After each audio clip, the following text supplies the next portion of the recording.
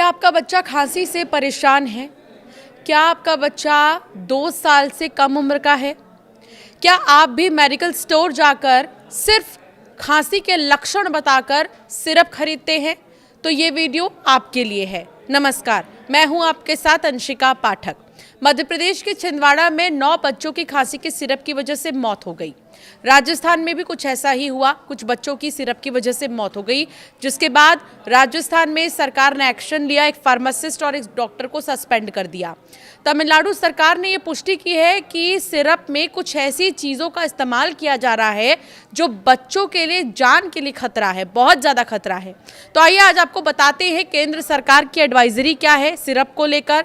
Syrup अगर आप खरीद रहे हैं तो फिर किस उम्र के लिए कौन सा सिरप ज़्यादा अच्छा होगा, डॉक्टर्स क्या कहते हैं इस पर, ये सब कुछ विस्तार से हम आपको आज इस वीडियो में बताएंगे। ध्यान से सुनिएगा, जान है तो जहान है।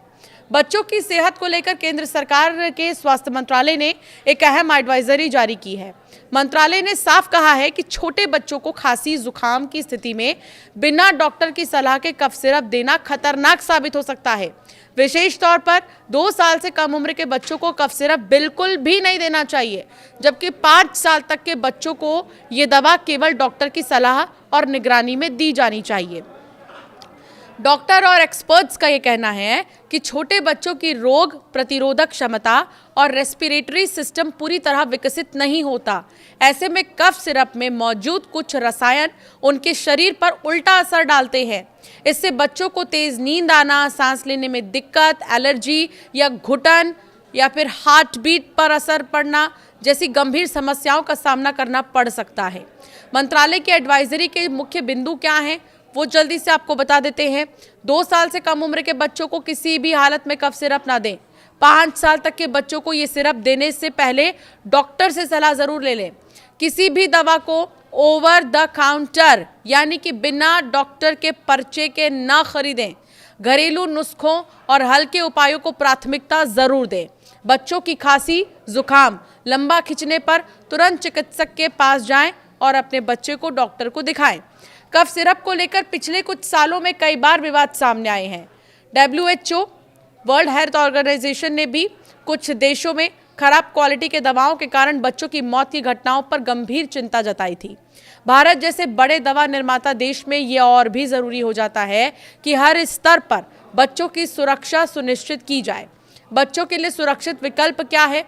डॉक्टर का सुझाव है कि छोटे बच्चों में खांसी जुकाम होने पर घरेलू स्तर पर ही कुछ उपाय किए जा सकते हैं, जैसे गुनगुना पानी पिलाना, हल्का और सुपाच्य भोजन देना, कमरे का वातावरण साफ और धूल मिट्टी से दूर रखना, भाप यानी कि स्टीम दिलाना, नाक बंद होने पर सलाइन ड्रॉप्स का इस्तेमाल करना।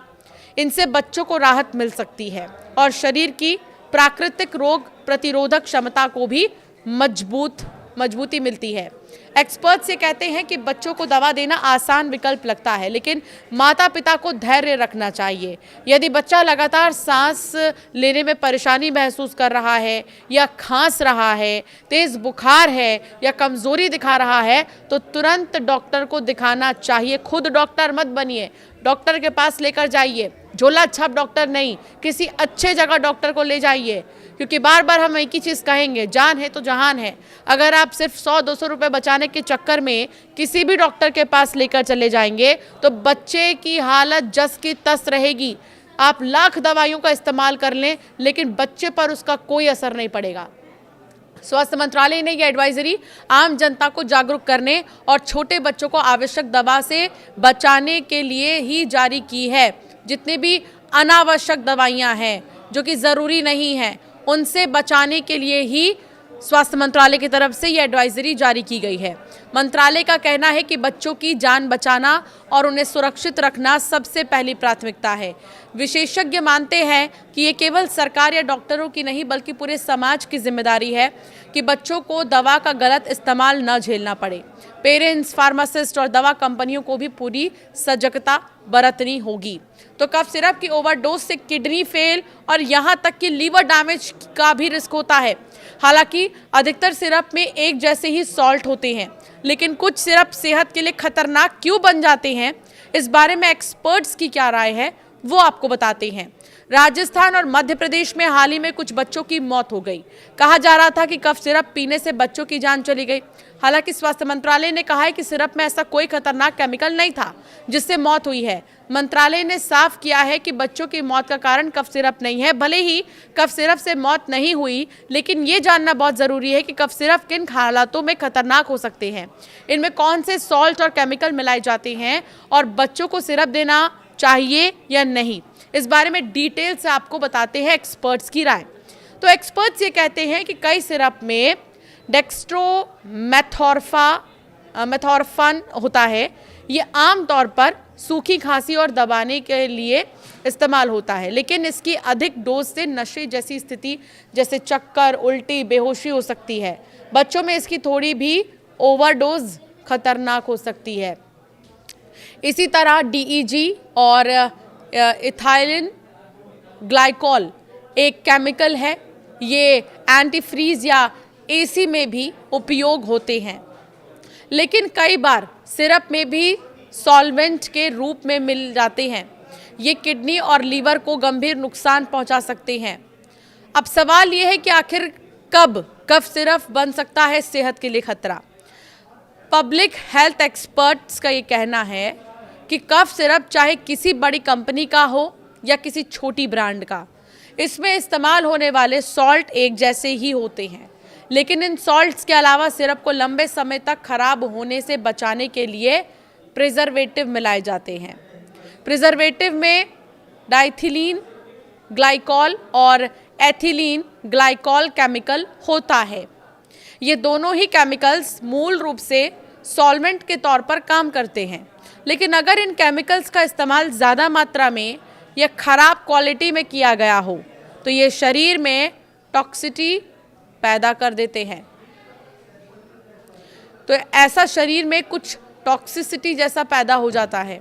कुछ मामलों में इनका असर किडनी पर भी हो सकता है। डॉक्टर ये कहते हैं कि दवा के सॉल्ट की गुणवत्ता के साथ साथ उसमें मिलाए गए प्रिजर्वेटिव की क्वालिटी और मात्रा भी उतनी ही ज़रूरी है।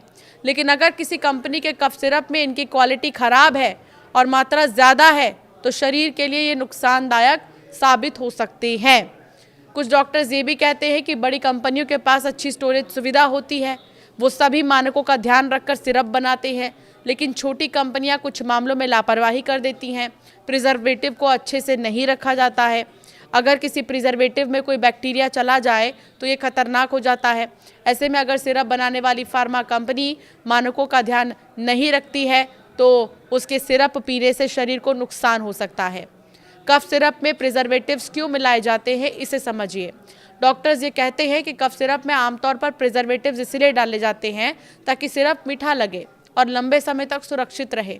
छोटे बच्चों के लिए सिरप का मीठापन आकर्षक होता है, इसीलिए वो इसे ज़्यादा लेने की कोशिश कर सकते हैं, जिससे ओवरडोज का खतरा भी बढ़ जाता है।